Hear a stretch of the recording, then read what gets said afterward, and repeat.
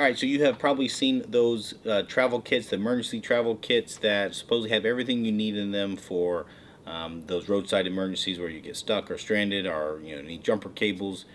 And I have found them to be, quite frankly, junk. And I was tired of dealing with that. And so back a long time ago, I built my own kit. And that's what this video is going to be about, is showing you here's the individual components. There is no kit you can buy. You actually have to buy all the things individually, but they're quality products that I have found that work well.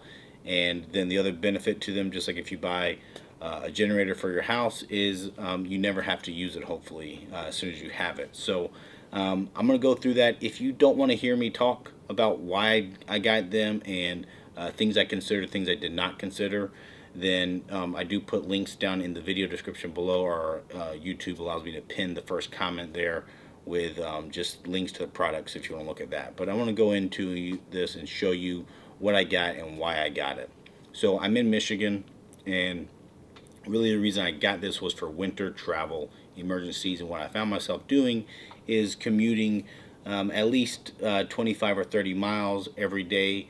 And there's times in the winter when it was blistering cold, maybe it was even blizzard conditions outside, and I caught myself really just putting on a fall jacket, not even like a winter coat, and maybe I'd have some like thin gloves. But I would run from my house, which was heated. I'd remote start my car, have that heated, and then I would drive that to work, and then I'd be freezing for the short walk until I got into the building. And I was able to do that so long as everything went according to plan. And I was just a bit concerned that it wouldn't take very long if I ran out of gas, the car broke down, or even I got a flat tire, and or maybe I slid off the road in icy conditions and I was off in the ditch and I was stuck there, where I might have to wait an hour or more for someone to actually come and help me. And in those conditions, without the proper just basic tools or even a way to stay warm, you could get frostbite or even die. So this is what I kind of built up myself. Now, a lot of cars have this. This is the Snow Joe, and this comes apart, and this gives you something to clean off your car. This is really good for like SUVs when you can't reach. I'm not exactly a tall person myself, so having this guy and extends, that is something I do keep in my car for clearing the snow off. And then obviously it has the ice scraper on this side as well. So that is just a basic tool. That's not really an emergency kit, but this is something that I do keep in my car in the back of it. This here is the main kit that I built, and you can see it's a craftsman's bag. You can obviously get whatever type of bag you want, but this bag was just the right size for me for fitting all of my stuff that I need in it. So the first thing I have here is a slime kit, and really the goal of this was a tire inflator kit. So something I could plug into the car cigarette outlet and inflate the tire. You can get those really cheap, crappy ones that come in the kits. They take forever for it to actually inflate the tire. I don't know if you've ever dealt with this. So this one's actually a better inflator. That the air compressor itself is better. Now, and then it also has the slime in it as well, which will help with a flat if needed as well. So the next thing here, this one was an important one for me, is a foldable shovel. So whether you're getting stuck in mud or snow, or even an emergency situation where heaven forbid you're actually like trapped out there for a while, having this can really make a difference. This is something that folds up nice and neat. So these guys unscrew, loosen up. This is often called like a military shovels. I think they have that in the military. It folds out, has a couple different positions, and then once you lock it all down, it's all rigid. And you can see here it has some serrated edges, so this can actually work as a makeshift hatchet to actually cut wood or sticks and stuff like that. And then obviously for clearing out snow and dirt, this will work as well. So this is something I think is important to have. This is more of a survival thing than just an emergency roadside kit, but this was small enough and easy enough to pack in here as well. Alright, next in here I have some blankets. So these are just the Mylar emergency blankets. These will help keep your heat in. So I made sure I got one of these for each of my family members so that we could all bundle up in one of these if needed. Again, that's really more of a real emergency situation, not just you need a coat or a blanket or something. Because separate from this kit, I do keep just a throw, just a little blanket new. Typically, just buy them cheap at Walmart or Target, wherever, and I keep that in the back of the car as well. So what else in here for heat is these universal, hot hands heating pads. And now these do go bad over time, so you'll have to replace them as they expire. But these are just good for giving you that bit of warmth if you need it, especially for extremities or whatnot. And this is a thing of duct tape. So this one is rainbow colored because this was on clearance at Walmart or AutoZone, wherever. Well, it looks like Tractor Supply. So this was 49 cents at Tractor Supply. It's a smaller roll of duct tape. It does not look like it's super long, 10 yards.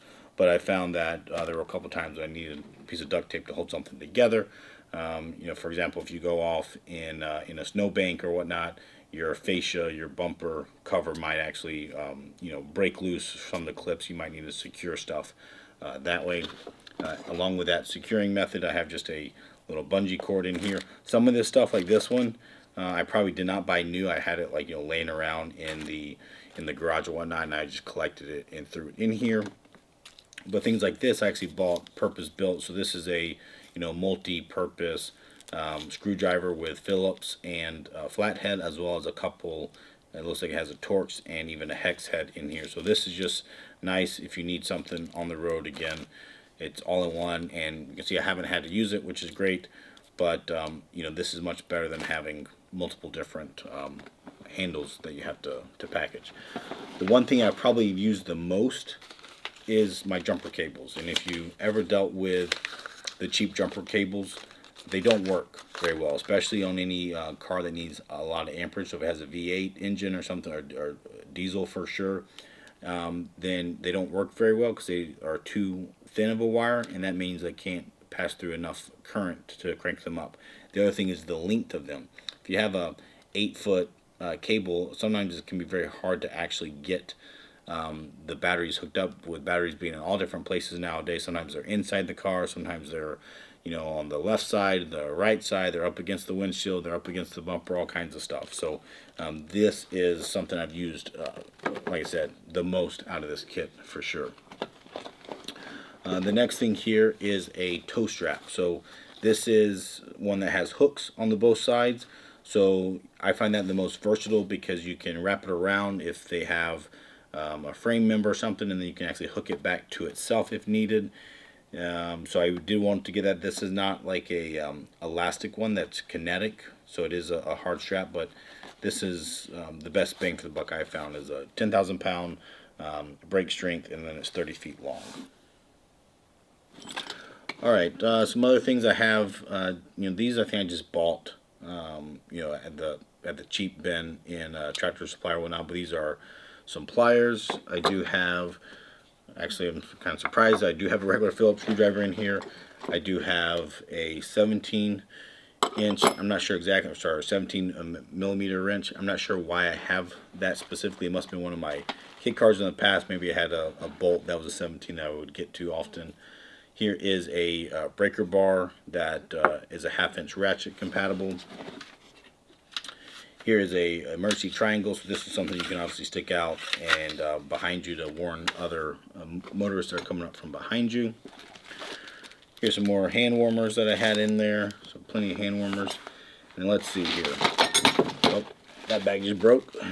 Probably need to get a stronger Ziploc. This is a handful of sockets that I had put in here. So this goes with a breaker bar for the lug nuts, right? So basically I wanted to have the ability to break lug nuts off and actually have a handle that was strong that I could grab hold of. Alright, and then I also have a tire gauge in here, which obviously I haven't used this in a while because most of my cars nowadays have the tire pressuring monitoring system in them, but I know older cars don't have that, or oftentimes those sensors can go bad over time, and maybe people don't always replace them, so they're not actually working.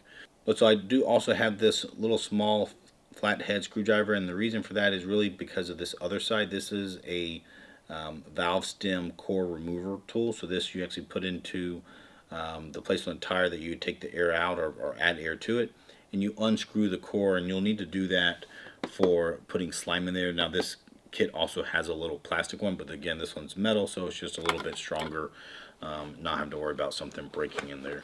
What else do I have in here? I actually have a spare valve stem cap, just to have something to cover that back up, because if you don't, they get rusted and corroded.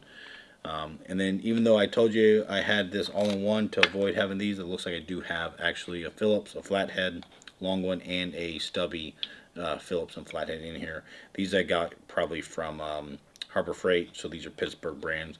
Again, about the cheapest ones you can buy, but from a screwdriver standpoint, that should be fine for the amount of time that you'd have to use them. Alright, then the last few things I have in here, the bottom kind of laying down there, is just a couple of Allen heads. So again, this is something maybe for your specific car, especially if you have like a hot rod or kit car or something, you might know of a couple kind of unique tools that you might want to just throw in there so you have them if you ever did need them. Alright, so this is what I consider my basic kit. So this is the bare minimum. This is always in my car, no matter what. I also have one other item that I do add to that now, and that's this life vac. So this is something I've added since I've had kids, just because there's a chance of choking, and the wife really liked that we have one at home, and she mentioned, well, what if we're out and about, or we're eating out, or we're somewhere else. So I actually bought one for each car, just to throw it in the back there. Again, it's kind of peace of mind, I would say. Hopefully I never have to use it, but the fact that they're so easy to use if someone were actually choking, having it in the back of the car is nice. So this is what I have always in my car, and it's my bare minimum kit. But there are other things that I do bring depending on what I'm doing specifically. So, in my car, I do have multiple different ways to actually charge up my devices, between a 12-volt outlet. If I'm traveling, I'll typically carry a lithium-ion battery, so like a travel pack. And in fact, a lot of folks don't do the jumper cables anymore. Instead, they do the little jump packs that are certainly more portable, and you don't need another vehicle to start you, so there are benefits there. I've also found, though, that they're smart devices, and if you have a really dead battery, oftentimes they'll tell you that they won't try to even jump it. So I'm still a little bit old school that way, that I use the old school jumper cables, and I know if I hook a good battery up to my car, I can get it to start.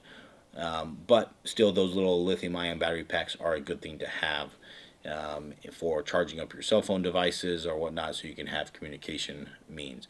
And then the other big thing that I don't cover in this is any type of food or water. That is another thing you certainly do want to consider, especially if you're not in Michigan, but instead you're out in the desert or someplace really hot. Certainly having a way to get water or store water is a critical thing. Food is less of a problem. You can actually live for days without food, but it is a good thing to maybe pack some snacks as well if you're going out on a long trip, especially on places that you're not familiar with, or places where you don't have easy communication to friends and family to get a hold of. So that's my basic kit. If you have any questions, you can put them down in the comments below. I do try to answer them. And then again, I have links to all these products, or if they're not still available, I'll have a similar or equivalent product that I'll link to, so that you can reference that for yourself.